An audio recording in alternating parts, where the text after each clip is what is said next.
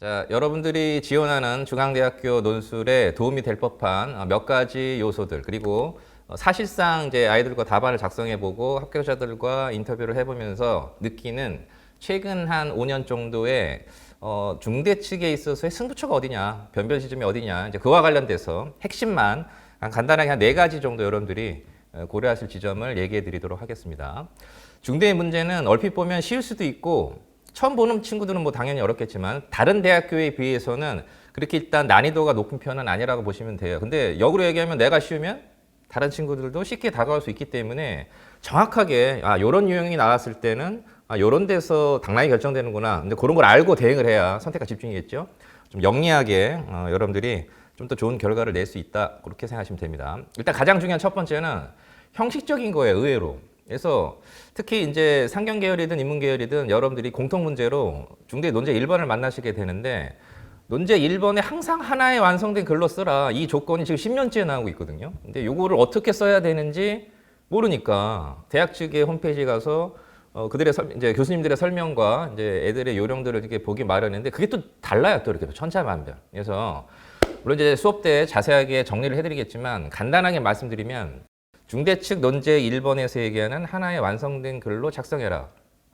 이거는 서론과 본론과 결론의 구성이 뚜렷한 형식이어야 된다. 이렇게 정리하시면 됩니다. 그래서 첫 번째, 중대 측의 승부처 첫 번째는 논제 1번에서 서론, 본론, 결론의 구성을 뚜렷하게 부각시켜라. 구체적으로 말씀드리면 서론 같은 경우는 그냥 개괄 하시면 돼요. 한 문장 정도로 논제에서 뭐 이런 얘기를 하더라. 그래서 그렇게 중요한 건 아니고 중요한 건 이제 채점 비중이 높은 건 본론부터입니다. 그래서 보통 한 4개 정도의 제시문이 나오는데 본론에서는 뭐 접속사 그런 것도 필요 없어요. 순서도 바꾸지 마시고 뭐 스토리 만들거나 막 유기적 구성 이런 거 하지 마시고 그냥 정확하게 한 100자 호흡으로 한 문장 혹은 2문장으로 끊어치면서 4개 제시문을 그냥 병렬식으로 정확하게 요약만 하시면 됩니다. 얘네는 기계적으로 채점하겠다는 얘기예요. 그러면 독해 과정에서 내가 관점도 볼 수도 있고 제시문의 연관성도 볼 수도 있고 무슨 흔적을 남기고 싶은데 그거 쓰지 마시고 본론에 쓰지 마시고 모읍니다. 모아서 결론에 집중적으로 반영해 줘라. 그리고 결론에는 중대 측에서 얘기하는 핵심적 표현이라는 게 있거든요. 이제 좀 더 뒤에 구체적으로 말씀드리겠지만 그 핵심적 표현을 축으로 결론을 작성하시면 됩니다. 그래서 서론, 본론, 결론에 500자 언저리의 밀도 높은 답안을 요구하는데 이게 생각보다 어려워요, 실제로. 그리고 이거는 숙달되어야 됩니다. 그래서 아는 거랑 답안을 구현하는 거랑 좀 다른데 어찌됐건 연습을 하실 때는 중대 측에서 얘기하는 서론, 본론, 결론의 형식적인 틀을 고려하시면서 정리해라.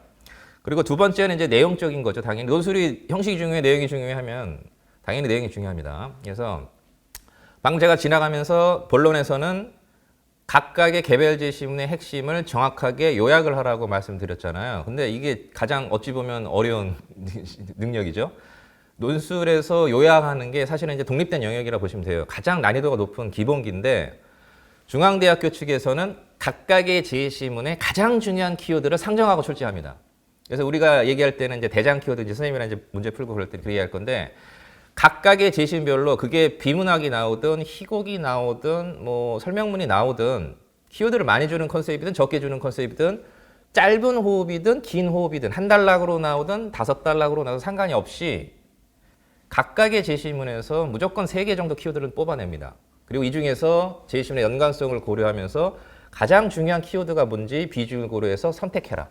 이런 식으로 추적하는 요령들이 몇 개 있거든요. 근데 의식만 하시면 돼요. 정리하면 개별 제시문의 가장 중요한 대장 키워드 한 3개 정도를 정확하게 찾는다라는 목적의식을 가지고 독해를 하셔야 됩니다. 그래서 중앙대학교의 가장 중요한 내용적인 승부처는 이제 두 번째 이제 팁이 되겠죠.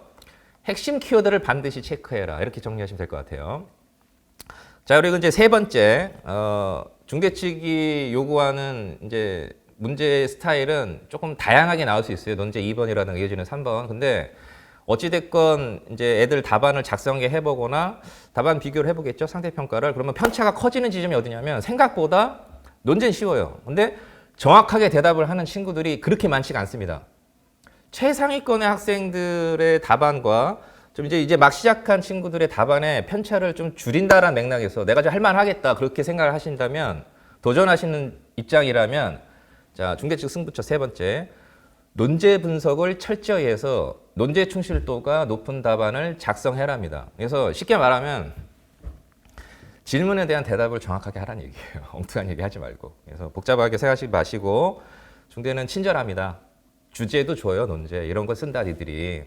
그리고 뭐 과정에 대해서 써야 될지, 방법에 대해서 써야 될지, 대안을 써야 될지, 긍정적인 뭐 얘기를 해야 될지, 비판을 해야 될지, 이게 굉장히 뚜렷한 편이에요. 워낙 지원자가 많으니까 그냥 막 던지면은 그냥 자신의 견해 쓰라 이래 버리면은 답안이 5만 가지 답안이 나오면은 이게 채점하기도 힘들거든요, 사실. 그래서 유독 경쟁력이 높은 아이들이 좀 많이 선호하는 대학이기 때문에 어찌 보면 저희 입장에서는 채점의 효율을 높이기 위해서 질문을 좀 뚜렷하게 줍니다. 그래서 그게 오히려 가장 큰 변별일 수가 있다는 얘기죠. 그래서 엉뚱한 얘기 하지 마시고 단문이에요. 500전절이기 때문에 정확하게 질문에 대한 대답을 하는데 혼신의 힘을 기울여라. 이게 여러분들이 반드시 숙지해야 될 지점이다. 그리고 이건 좀 별도로 여러분들에게 얘기하고 싶은 게 뭐냐면 네 번째입니다. 중대 측 승부처 네 번째. 똑같은 시간에 똑같은 제시문을 주고 똑같은 글감을 여러분들에게 줬는데 답안의 밀도가 다 달라요. 쉽게 말하면 500자나 줬는데 얘는 무슨 얘기 많은데 얘는 별 얘기 없는 거야. 요게 승부처라고 보시면 돼요. 그래서 분량을 채우는데 급급하고 질문에 대한 답안을 했다. 본인이 붙는 게 아니라는 얘기예요. 난이도가 중대는 어렵다, 쉽다? 상황에 따라 다르겠지만 최고의 난이도는 아닙니다. 그래서 할만하다라는 느낌일 텐데 그러면 다른 아이들보다 조금이라도 글감을 하나라도 더 넣는다라는 생각으로 근거를 한 개 쓰는 놈이 유리할까요? 2개 작성하는 친구가 유리할까요? 2개 작성하는 친구가 유리하죠. 내가 짜장면이 먹고 싶어. 근거가 1개인 아이가 유리할 거예요? 3개인 아이가 유리할 거예요? 이 싸움이라 보시면 돼요.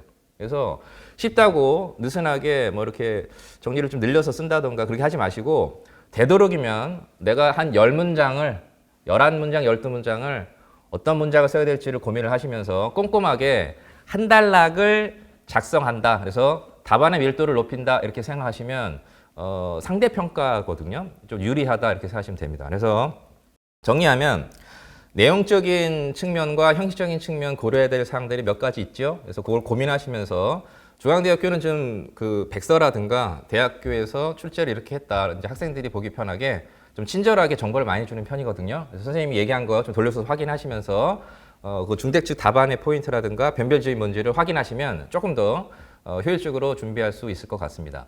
그리고 일단 집에서 이렇게 하면 좀 힘들잖아요. 그래서 저희가 종로학원에서 당연히 중앙대학교도 그 기출문제를 실제로 선생님과 풀어보고 첨삭을 하면서 방금 제가 말씀드렸던 내용들을 어떻게 실전에서 구체화시킬 수 있는지 그 노하우들을 여러분들과 공유합니다. 그리고 어찌됐건 중대 같은 경우는 수능 이후에 주말을 경유해서 한 5일 정도 준비할 시간이 있죠. 그래서 기출문제와 관련된 컨셉은 워낙 패턴화되어 있고 뚜렷한 편이기 때문에 충분히 4회에서 5회 같이 공부하시면 기술적인 측면이라든가 답안 작성을 하는 요령적인 측면에서는 충분히 대응이 가능하다. 이건 뭐 다른 친구들도 마찬가지니까 자신감 가지시고요. 기회가 된다면 종로학원에서 여러분과 함께 공부하는 시간 가졌으면 좋겠습니다. 항상 화이팅 하시고 자, 여기까지입니다. 감사합니다.